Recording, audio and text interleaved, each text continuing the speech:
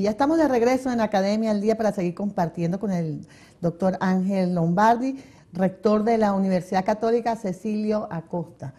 Sin duda alguna que pues toda esta reflexión que hemos hecho en la primera parte pues nos introduce aún más, ¿no?, en lo que es la complejidad de las universidades, lo que es la educación superior y los grandes desafíos que deben encarar, especialmente en nuestra realidad, doctor. Claro. Mira, hay una cifra que yo voy a manejar mañana en mi conferencia. Para el año, la década del 50, el siglo pasado, teníamos 2 universidades, comenzando la década. Más o menos 1000 estudiantes y 100 profesores. Esa era la Universidad Venezolana. Entonces, lógicamente, desde allá hasta hoy, o sea, hoy en día se está hablando de casi 2 millones de estudiantes de educación superior, que repito, crecimiento matricular aluvional que no comienza con este gobierno, sino que comenzó fundamentalmente en el año 58-59. Que entre el 59 y el 78, en la matrícula, el número de estudiantes universitarios nuestros casi se multiplica por 3000 en menos de 15 años, ¿no? Bueno, eso es brutal, administrar. 3 órdenes de magnitud. Claro. Entonces nosotros vivimos atropellados, los 60, los 70 y los 80 vivimos atropellados por una matrícula, bueno, que atropellaba cualquier intento de planificación o de previsión. Después bajó un poquito la intensidad en los 80 y 90, pero mantuvimos un crecimiento y después vuelve a intensificarse la presión matricular y en este momento estamos hablando de un sistema de más de 170 instituciones de educación superior. Entonces, lógicamente, la complejidad en poco tiempo ha sido tan grande que necesariamente ha sacudido todos los cimientos universitarios. Y por eso los universitarios, lo que hemos vivido y padecido, una crisis universitaria que tiene que ver con la propia institución, pero además, si esto lo enmarcamos en la crisis nacional, porque a mi juicio existe una crisis histórica del modelo petrolero. Que arrastramos. Y esto está estudiado por un merideño trujillano eminente, Asdrúbal Batista, que estudió la renta petrolera. O sea, la renta petrolera, que más o menos empieza a marcar la economía venezolana de manera absoluta, desde 1922 hasta 1977. Bueno, el número de habitantes permitía que esa renta, no importa el precio del petróleo del momento, pudiera alimentar el progreso de todos los sectores. Sectores populares, sectores medios, sectores altos, etcétera, y poder atender todas nuestras necesidades. A partir del 77, por el aumento de la población, la renta petrolera ya no fue suficiente. Entonces nos acostumbramos a vivir con una renta que le llegaba a todo el mundo y después tuvimos que empezar a acostumbrarnos a vivir con una renta que no le empieza a llegar suficientemente a todo el mundo. Entonces, por ejemplo, en el caso de la acumulación de los 80-90, bueno, hubo un grupo que se benefició y las clases medias todavía protegían su precariedad. Actualmente, o sea, el gobierno optó por la dádiva petrolera a nivel popular por razones clientelares, no de justicia social. Me van a perdonar, pero lo pienso y lo digo.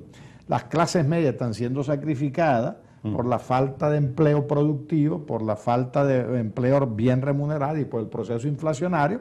Y los cogollos económicos siguen existiendo.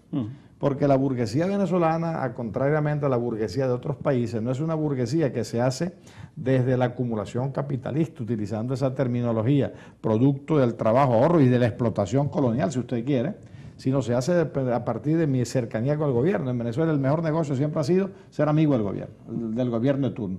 De ahí nace la burguesía de Gómez, la burguesía de Acción Democrática y COPEI, la burguesía de Pérez Jiménez y la burguesía chavista. Entonces, lógicamente, la renta prácticamente ha determinado todo, cultura, mentalidad, intereses. Entonces, la universidad, que pasa de 1000 estudiantes en 50 años a 2 millones, hay que verle la cara a eso, ¿no? Entonces, quedó atrapada en un proceso de crecimiento importante, positivo para el país, pero para efecto de algunos roles, como decir, yo creo, y mañana lo sostengo en mi conferencia, hemos sido muy exitosos en lo político, social, como institución. Hemos contribuido a proteger el sistema democrático, condenar los proyectos totalitarios dictatoriales y hemos ayudado a consolidar una importantísima clase media, pero lógicamente sacrificando áreas propias de la universidad, como sería la investigación, por ejemplo. Y en este momento llegamos con una universidad exitosa en lo político-social, pero no tan exitosa en el área de investigación, a pesar de que también allí se han acumulado algunos méritos y éxitos, pero no los deseables en función de los parámetros internacionales. Y termino diciendo que cuando la universidad se compara consigo misma, sale bien en Venezuela. Pero si nos comparamos hacia afuera, no salimos tan bien. Claro. Pero es interesante la tesis, cómo desde la universidad ha existido como un factor de compensación de esa influencia de la renta petrolera. Sí, claro. Fuertemente. Esa tesis, digamos, sociológica, si se quiere, donde se ha formado el personal, las personas, desde el punto de vista filosófico, político, social, ¿verdad? Claro. Que van a formar esas filas de la clase media que influyen y percolan todo lo que es la sociedad venezolana y que forman, tienen sus hijos, claro, interaccionan con escuelas, con pueblos, con ciudades, ¿verdad?